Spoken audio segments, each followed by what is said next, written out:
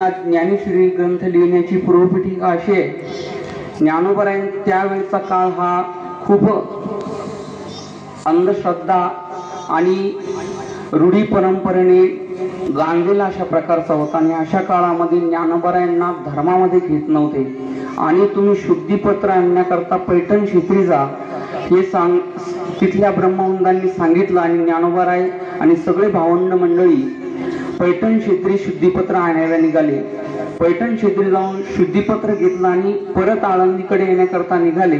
नेवासा या ठिकाणी खूप पाऊस असल्यामुळे गोदावरी नदी तुडुंब भरून वाहत होती आणि मूर्तिनाथ महाराज म्हणाले की आता आपल्याला 4 महिने पलीकडे जाता येणार नाही. पूर्वीच्या काळी अशा काही सुख सुविधा नव्हत्या, म्हणून आपल्याला आता 4-5 महिने इथेच मुक्काम करावा लागणार आहे.